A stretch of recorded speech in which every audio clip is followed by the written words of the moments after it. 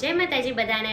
તો આજે આપણે આપણા ગુરુકુળમાં ભરેલા મરચાં બનાવવાના છીએ। તમે કહેશો ભરેલા મરચાંમાં શું, એ તો બધાના ઘરે બનતા જ હોય છે, એમાં શું નવી વાત છે। પણ આજે છે ને આપણે એક સરસ મજાનું અલગ જ સ્ટફિંગ ભરીને એકદમ ટેસ્ટી એવા ભરેલા મરચાં બનાવવાના છે, જે તમે થાળીમાં શાક સાથે પીરસ્યા હશે ને તો શાક ખાવાનું છોડીને બધા મરચાં જ ખાવાના છે, એટલા ટેસ્ટી એ લાગે છે। તો ચાલો ફટાફટથી આ નવા જ પ્રકારના મરચાં બનાવવાની રીત જોઈ લઈએ। હવે અહીંયા સૌથી પહેલાં તો મેં 6 થી 7 નંગ જેટલા, અથવા તો વજનમાં જોઈએ ને તો 200 ગ્રામ જેટલા મેં ભાવનગરી જે મરચાં આવે ને એ લીધા છે। આ મરચાં છે ને સાવ ઓછા તીખા હોય છે। હવે આપણે આ રીતે છે ને વચ્ચે એક ચીરો મૂકીને ઉપરનો અને નીચેથી ભાગ દબાવીને જે ચમચીનો પાછળનો ભાગ હોય ને એનાથી આપણે એની જે નસો અને બીજ છે ને એ નીકાળી લઈશું। આ કરવું ટોટલી ઓપ્શનલ છે, જો તમારે ના નીકાળવું હોય તો તમે રવા પણ દઈ શકો છો, પણ આ રીતે થોડા બીજને એવું નીકાળી લેશો ને તેની તીખાશ થોડી ઓછી થઈ જશે। જો તમને વધારે તીખું ભાવતું હોય ને તો તમે રહેવા દેજો। તો આ જ રીતે મેં બધા જ મરચાંને રેડી કરી લીધા છે। હવે આપણે આપણું એકદમ ટેસ્ટી એવું સ્ટફિંગ બનાવીએ છીએ।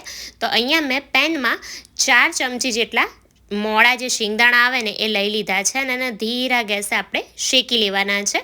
હવે અહીંયા તો મેં મોળા શિંગદાણાનો ઉપયોગ કર્યો છે। જો તમારી પાસે ખારી શીંગ હોય ને તો તમે ફોતરા નીકાળીને એ પણ લઈ શકો છો, તો પછી એને શેકવાની જરૂર નથી, તમે સીધી જ એને મિક્સરમાં ઉમેરીને ઉપયોગમાં લઈ શકો છો। તો અહીંયા જો આપણા શિંગદાણા સરસ શેકાઈ ગયા છે, હું આને એક વાટકીમાં નીકાળી લઈશ અને આ જ પેનમાં હું 3 ચમચી જેટલા તલ લઈ લઈશ। તલને પણ આપણે થોડા આમથા શેકી લેવાના છે। ઓલરેડી હું જે તલ હોય ને એને શેકીને જ ભરતી હોઉં છું, પણ થોડા આમથા હજુ એને હું શેકી લઈશ।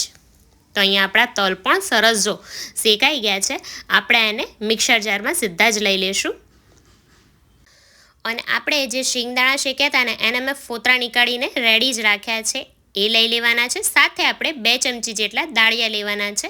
અત્યારે આટલા જ દાળિયા ઘરમાં હતા તો મેં આટલા જ લીધા છે, તમે 2 ચમચી જેટલા લઈ લેજો।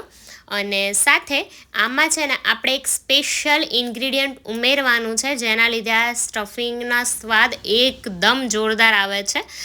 ગાંઠિયા અને પાપડીનો ભૂકો ને એવું બધું નાખીને તો તમે ઘણીવાર સ્ટફિંગ ટ્રાય કર્યું હશે, સાથે કોઈવાર ચવાણાનો ભૂકો કરીને પણ તમે સ્ટફિંગ બનાવ્યું હશે, પણ શું તમે ક્યારેય રતલામી સેવનો ભૂકો કરીને સ્ટફિંગ કર્યું છે? ના કર્યું હોય ને તો હવે કરજો। અત્યારે આપણે છે ને એમાં 1 વાટકી જેટલી રતલામી સેવ નાખી દઈશું। આ ઓલરેડી તીખી અને એકદમ ધમાકેદાર ટેસ્ટવાળી હોય છે, એટલે આના લીધે સ્ટફિંગ ખૂબ જ સરસ લાગે છે। અને સાથે સાથે આપણે જે સામગ્રી લીધી ને એને ભારોભાર આપણે ધાણા લેવાના છે। તો અત્યારે મેં એક વાટકી ફૂલ ભરીને ધાણા આમાં લીધા છે, પણ ધાણા લેતી વખતે એ ધ્યાન રાખવાનું કે ધાણા ધોઈને સાવ કોરા કરેલા હોવા જોઈએ। જો ધાણા તમે ધોઈને તરત જ નાખશો ને તો સ્ટફિંગ એકદમ લચકા જેવું બનશે, જે મજા નહીં આવે। એટલે આ ધાણાને મેં 1 કલાક પહેલાં આ રીતે સમારીને ધોઈને કપડા ઉપર કોરા કરી લીધા હતા, અને સાવ કોરા થઈ ગયા ને પછી જ મેં ઉપયોગમાં લીધા છે। આટલી વાતનું ધ્યાન તમારે રાખવાનું છે।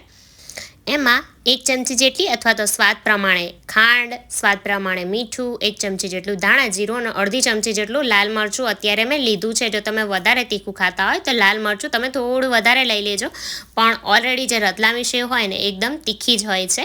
તો જો મેં ક્રશ કરીને આ રીતે એનો આપણે પાવડર જેવું બનાવી લીધું છે। આ સ્ટફિંગ જો નથી તો એકદમ કોરું કોરું કે નથી તો એકદમ લચકા જેવું સરસ આપણું મોઇસ્ટ સ્ટફિંગ બન્યું છે, કારણ કે આપણે ધાણા કોરા લીધા હતા। જો ધાણા ભીના હશે ને તો બિલકુલ સારું સ્ટફિંગ નહીં બને, એટલે એ વાતનું તમે ચોક્કસથી ધ્યાન રાખજો। અને આ સ્ટફિંગ ઓલરેડી મોઇસ્ટ જ છે, એટલે આપણે આમાં તેલ ઉમેરવાની બિલકુલ પણ જરૂર નથી। આપણે આમાં અડધા જેટલા લીંબુનો રસ ઉમેરી દઈશું, પણ એ હું જ્યારે ઉમેરતી હતી ને ત્યારે હું કેમેરો સ્ટાર્ટ કરવાનું ભૂલી ગઈ હતી, તો મેં રસ ઉમેરીને આને મિક્સ કરી લીધું છે।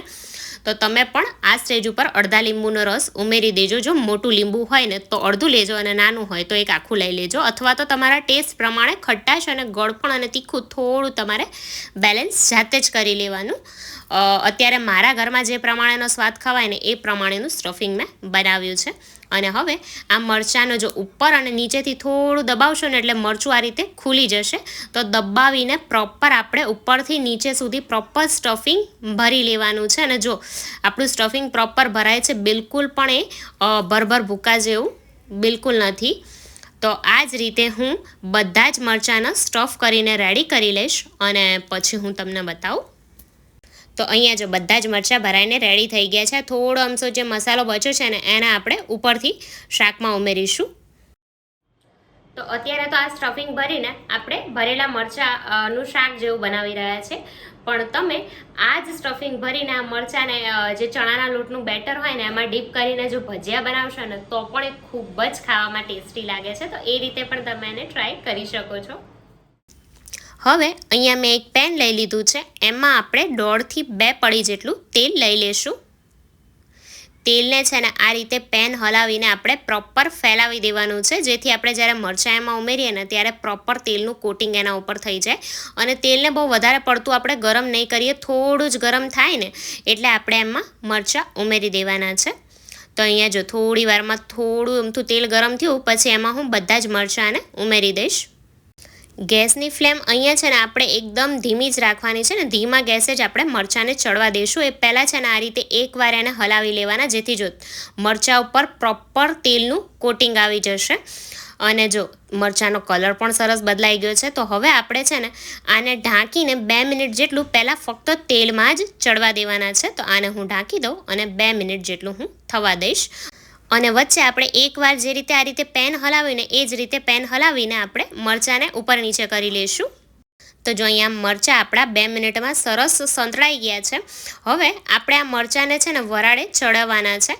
તો આ રીતે હું છે ને હાથમાં 1 થી 1.5 ચમચી જેટલું પાણી લઈને મરચાં ઉપર છંટકોળી દઈશ અને તરત જ આપણે પેનને ઢાંકી દેવાનું છે, જેથી જે વરાળ થશે ને એમાં આપણા મરચાં સરસ ચડી જશે. તો આ રીતે આપણે એને 3 થી 4 મિનિટ જેટલું થવા દઈશું. અને આ પ્રોસેસ આપણે 2 વાર જેવી કરવાની છે. જો મરચાંની સ્કિન પાતળી હશે ને તો લગભગ 5-1 મિનિટમાં તો મરચાં બની પણ જશે, પણ જો જાડી છાલવાળા મરચાં હશે ને તો થોડી વધારે વાર લાગતી હોય છે.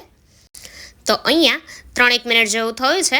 આપણે આપણા મરચાં ચેક કરી લઈએ. એવું લાગે ને તો વચ્ચે એકવાર હલાવી લેવાના, જેથી બધી જ બાજુથી આપણા મરચાં છે ને પ્રોપર ચડે. અને હવે જો આપણે જે પાણી છાંટ્યું હતું એકદમ બળી ગયું છે, તો બીજી વાર 1 ચમચી જેટલું પાણી લઈને હું એને ઢાંકીને થવા દઈશ. બહુ વધારે પાણી નહીં લેવાનું, થોડું જ પાણી આપણે ઉમેરવાનું છે, નહીં તો પછી છે ને મરચાં પાણી પોચા લાગશે. એટલે ફક્ત થોડું પાણી જ આપણે છટકોડવાનું છે. તો જો અહીંયા બીજી 2 થી 3 મિનિટ જેવું થયું છે અને આપણા મરચાં ઓલમોસ્ટ 80% જેટલા ચડી ગયા છે.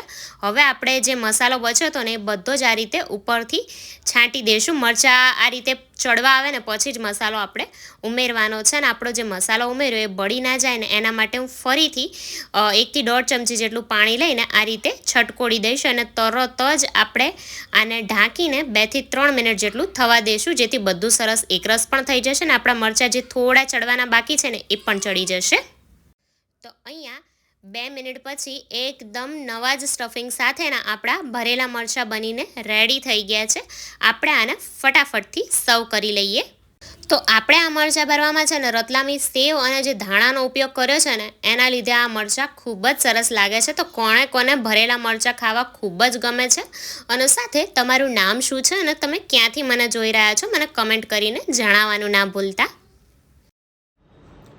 તો કેવી લાગી આજની આ રેસીપી મને કમેન્ટમાં જરૂરથી જણાવજો. અને જો રેસીપી ગમી હોય તો વિડીયોને લાઇક શેર તો બને જ છે. તો ચાલો ફરી મળીશું આવી જ એક નવી રેસીપી સાથે. ત્યાં સુધી બધાને જય માતાજી.